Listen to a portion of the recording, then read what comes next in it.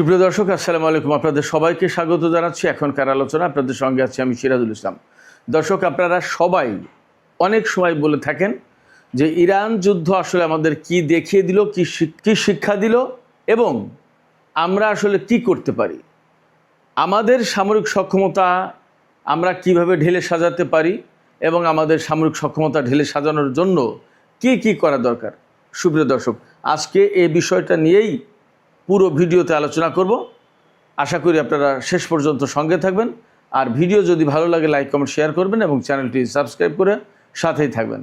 দর্শক, চলুন মূল আলোচনায় চলে যাই। ইরান যুদ্ধ আসলে আমাদের সর্বপ্রথমে যেটি দেখিয়েছে যে ভবিষ্যতের যুদ্ধ কেমন হবে এবং আমাদের কেমন রকমের প্রস্তুতি থাকা দরকার।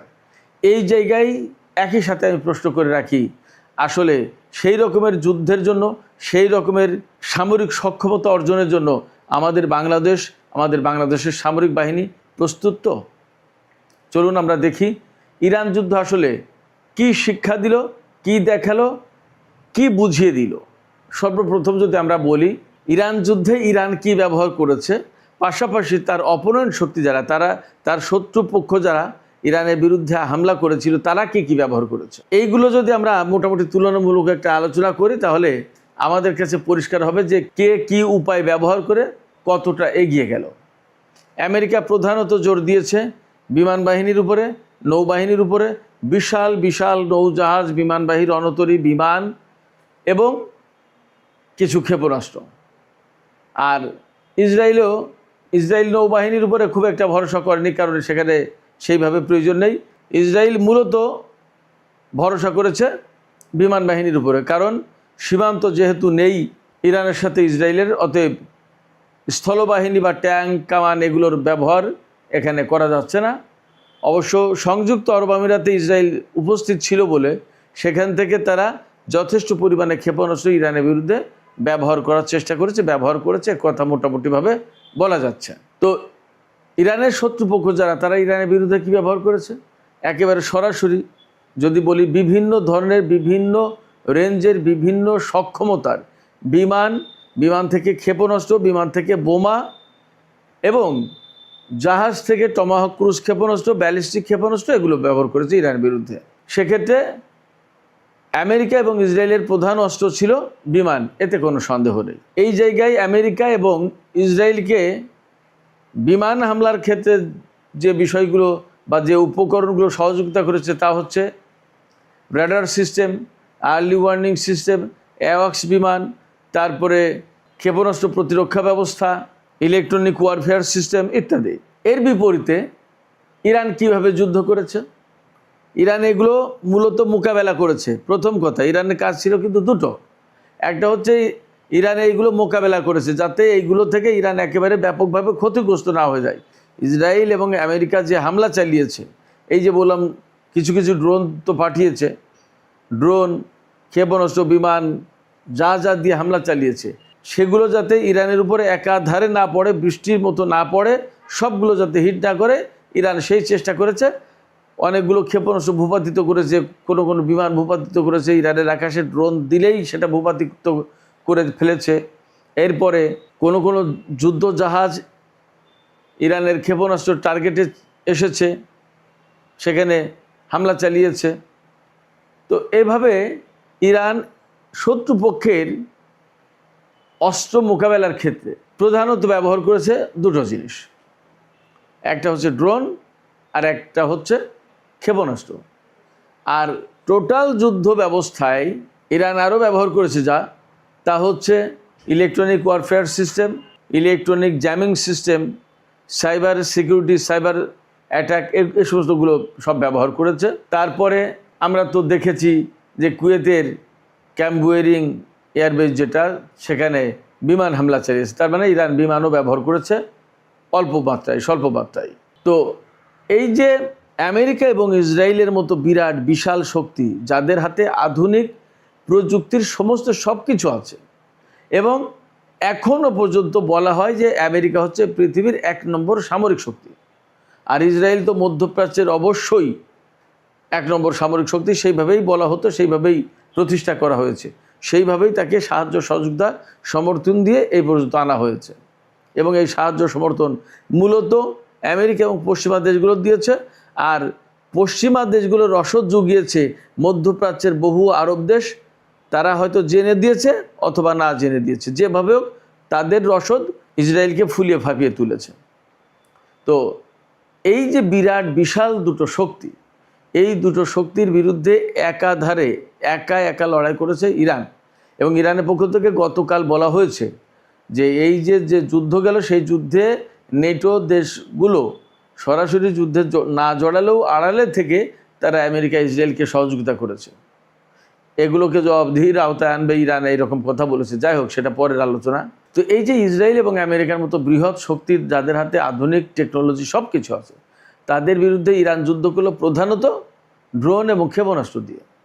আমি যুদ্ধের আগেও, যুদ্ধের ভেতরেও, যুদ্ধের পরেও সবসময় বলে এসেছি যে ইরান আসলে যুদ্ধের টেকনোলজিকেই তো চেঞ্জ করে দিয়েছে, যুদ্ধের সিস্টেমটাকে চেঞ্জ করে দিয়েছে, যুদ্ধের যে ভাষা, যুদ্ধের যে ল্যাঙ্গুয়েজ, যুদ্ধের যে কৌশল, এ সমস্ত সব কিছুকে তো ইরান বদলে দিয়েছে, পাল্টে দিয়েছে। কীরকম? যেখানে আমেরিকা ইসরায়েল তাদের অত্যাধুনিক, অত্যন্ত গতিসম্পন্ন পঞ্চম প্রজন্মের স্টেলথ যুদ্ধ বিমান ব্যবহার করছে, সেখানে ইরানের আকাশের প্রত্যেকটা জিনিস, প্রত্যেকটা উপায় উপকরণ, প্রত্যেকটা বিমান অরক্ষিত। আমরা দেখেছি F-35 বিমানকে আঘাত করেছে ইরান।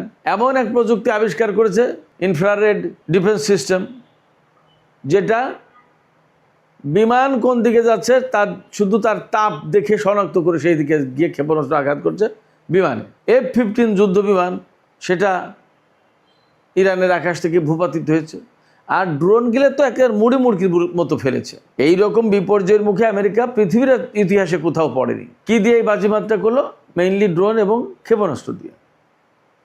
ড্রোন এবং ক্ষেপণাস্ত্র পরিচালনা করতে গেলে নিজস্ব এবং উন্নত মানের ক্ষেপণাস্ত্র প্রতিরক্ষা ব্যবস্থা বা এয়ার ডিফেন্স সিস্টেম বলতে যেটা বোঝায়, missile defence system, air defence system, আপনি যাই বলেন, এগুলো দরকার। একটা সমন্বিত, একটা কোঅর্ডিনেটেড ডিফেন্স সিস্টেম দরকার, সেগুলোও কিন্তু দরকার। দেখেন, ইরানের আকাশে যখনই তার স্টিল জঙ্গি বিমান পাঠিয়েছে, এমনকি 2019 সালের 20শে জুন ইরানের আকাশ সীমায় পারস্য উপসাগর দিয়ে পাঠিয়েছিল আমেরিকা সেই সময়কার সর্বাধুনিক ড্রোন গ্লোবাল হক। এই গ্লোবাল হক ড্রোন সেই সময় সবচেয়ে আধুনিক ছিল।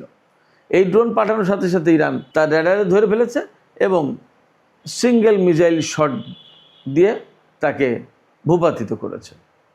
একটা ক্ষেপণাস্ত্র দিয়ে তাকে ধ্বংস করে দিয়েছে। কোনো স্টেলথ প্রযুক্তি তো ইরানের ক্ষেপণাস্ত্র প্রতিরক্ষা ব্যবস্থা বা আকাশ প্রতিরক্ষা ব্যবস্থার কাছে নিরাপদ থাকছে না, নিজেদেরকে গোপন রাখতে পারছে না, ধরে ফেলছে। এই যে ইরানের নিজস্ব টেকনোলজি, এই টেকনোলজি একটা পর্যায়ে গিয়ে দেখা গেল যে আমেরিকা এবং ইসরায়েলের উপরে প্রাধান্য বিস্তার করেছে। তা না হলে ইসরায়েল বা আমেরিকার যে F-35 জঙ্গি বিমান, যুদ্ধ বিমান, তা ভূপাতিত করলো কিভাবে? সেটা তো স্টেলথ। F-15 তো স্টেলথ প্রযুক্তির বিমান। আরও ড্রোন যা, সেগুলো সবই তো ধ্বংস করলো ইরান। এবং তার ক্ষেপণাস্ত্রের কাছে, তার ড্রোনের কাছে তো কোনো কিছু পাত্তা পেল না। মারাত্মক ব্যাপার না? এই প্রশ্ন কিন্তু আসে যে তাহলে ইরানের প্রযুক্তি বেটার নাকি আমেরিকার প্রযুক্তি better? On the other hand, Iran যে সমস্ত ক্ষেপণাস্ত্র ব্যবহার করেছে তার ভিতরে বিভিন্ন ডিজাইনের এবং মডেলের হাইপারসনিক ক্ষেপণাস্ত্র ছিল, যা আমেরিকা এবং ইসরায়েলের হাতে নেই। এবং আমেরিকা ইসরায়েল এই ক্ষেপণাস্ত্র ঠেকানোর মতো প্রযুক্তিও তারা ব্যবহার করে না, তাদের হাতে নেই। তাহলে কি দাঁড়াচ্ছে?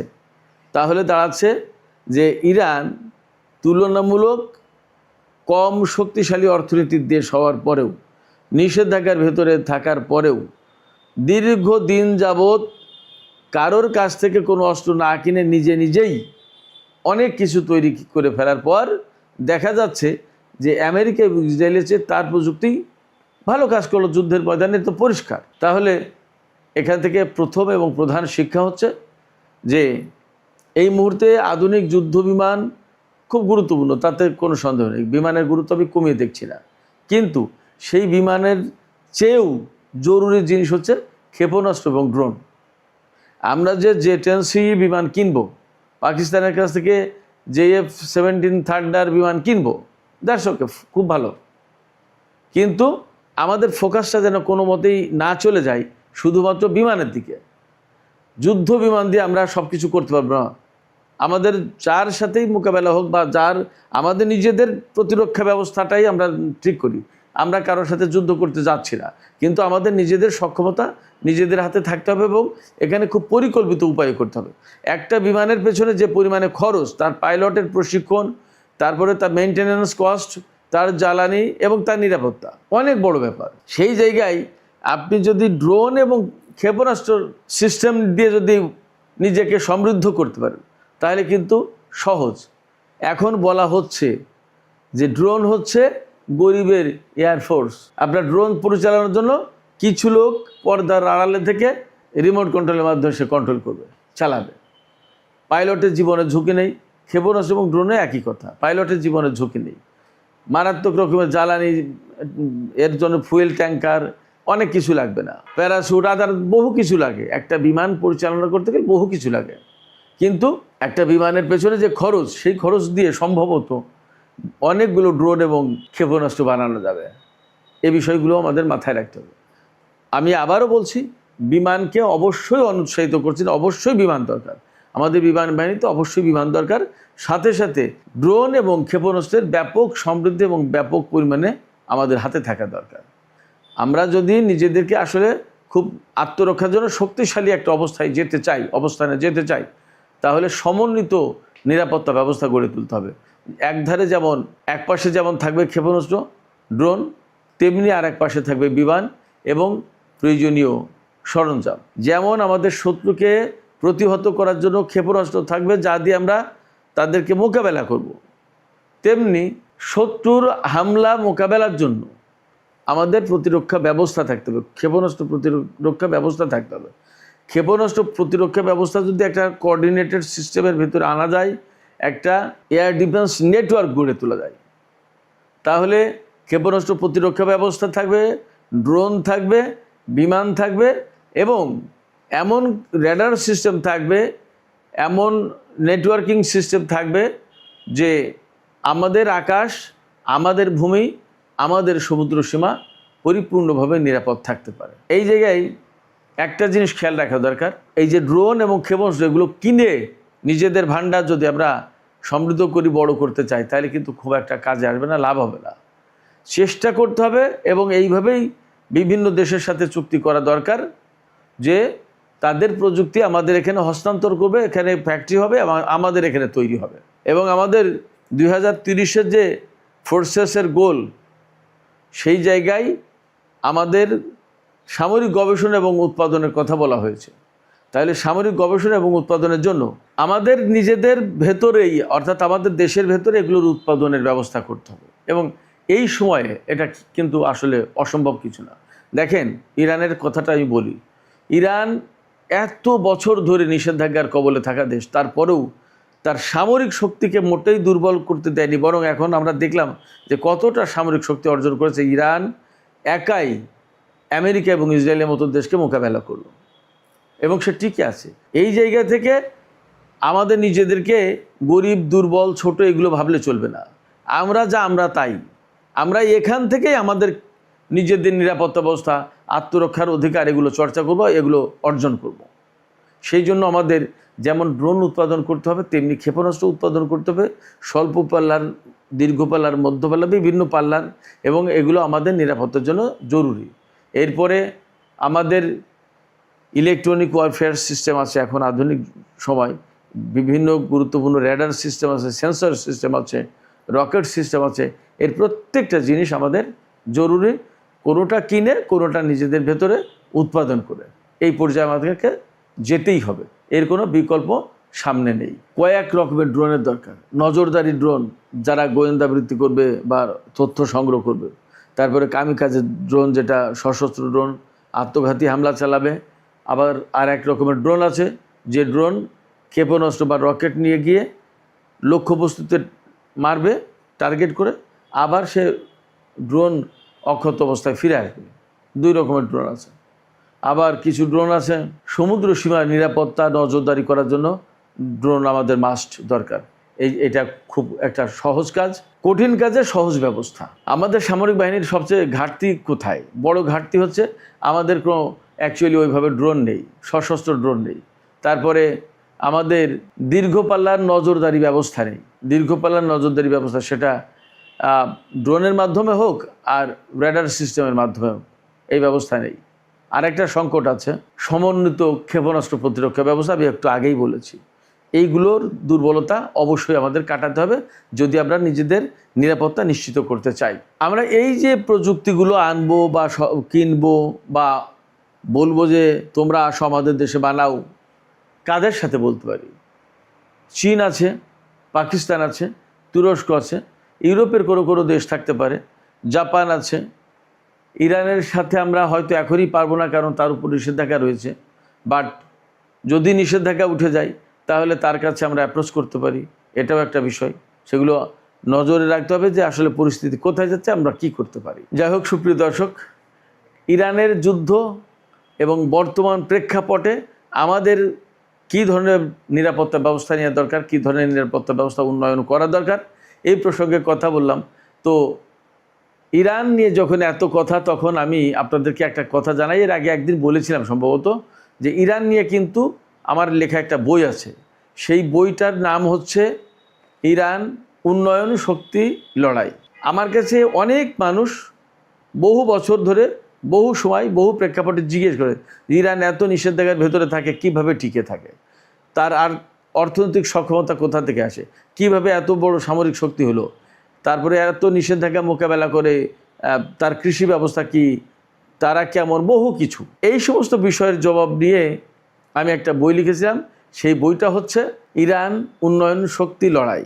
এই হলো সেই বইটা। এই বইটা আপনারা যদি কেউ কিনতে চান তাহলে আমি কুরিয়ার করে পাঠাতে পারি। আমার কাছে এখনও 300-350 কপি আছে। এই বইটার দাম খুব বেশি না, মাত্র 300 টাকা। কুরিয়ার সার্ভিস চার্জ যা লাগে সেটা তো আপনাকে দিতে হবে।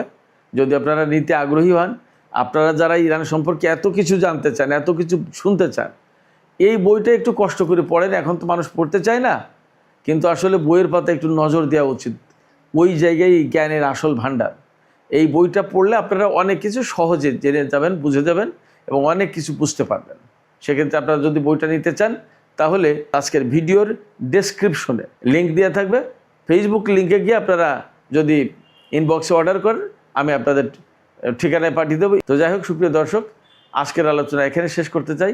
আলোচনা শেষের আগে আমি শুধু এইটুকু বলবো, আধুনিক যে যুদ্ধ কৌশল, আধুনিক যে যুদ্ধ, এই যুদ্ধ এবং এই কৌশল আমাদেরকে একেবারে চোখে আঙুল দিয়ে দেখিয়ে দিচ্ছে আধুনিক যুদ্ধ বিমান দিয়ে যুদ্ধ জেতা যাবে না। এর জন্য খুব জরুরি ভিত্তিতে প্রয়োজন ক্ষেপণাস্ত্র প্রতিরক্ষা ব্যবস্থা এবং ড্রোন। বিমান তো থাকতেই হবে, এর পাশাপাশি এই দুটো অপরিহার্য। এই জন্য এই রকমের প্রস্তুতি আমাদের কতটুকু, সেটা আমাদের যাচাই করে দেখা উচিত। এই প্রস্তুতি আমাদের যদি না থাকে তাহলে আমাদের এই প্রস্তুতির জন্য যা করা দরকার তাই করতে হবে। এবং আমি বিশ্বাস করি যে বাংলাদেশ সরকার যে 2030 সালের যে প্রতিরক্ষা বাহিনীর বা সামরিক বাহিনীর যে গোল, লক্ষ্য, সেই লক্ষ্য অর্জনের জন্য নিশ্চয়ই সুচিন্তিতভাবে এই পদক্ষেপগুলো নেবে এবং বাংলাদেশকে একটা সুনিশ্চিত নিরাপত্তা ব্যবস্থার ভেতরে আনবে। আমরা সেই আশাবাদ ব্যক্ত করে আজকের আলোচনা এখানেই শেষ করতে চাই। আলোচনা শেষের আগে আপনাদের কাছে প্রশ্ন, আপনারা কি মনে করেন বাংলাদেশ কি আসলে যেভাবে এগুচ্ছে বা যে পরিকল্পনা নিচ্ছে তাতে কি সঠিক পথে আছে? এবং আপনাদের কি মনে হয় বাংলাদেশের কি আসলে ড্রোন এবং একটা সমন্বিত ক্ষেপণাস্ত্র প্রতিরক্ষা ব্যবস্থা গড়ে তোলা উচিত কিনা? আপনাদের মতামত জানিয়ে কমেন্টে লিখবেন। আর ভিডিও ভালো লাগলে লাইক, কমেন্ট, শেয়ার করবেন এবং চ্যানেলটি সাবস্ক্রাইব করে সাথেই থাকবেন। দর্শক, এখনকার আলোচনা এখানে শেষ করতে চাই। আপনারা সবাই অনেক ভালো থাকুন। আল্লাহ হাফেজ।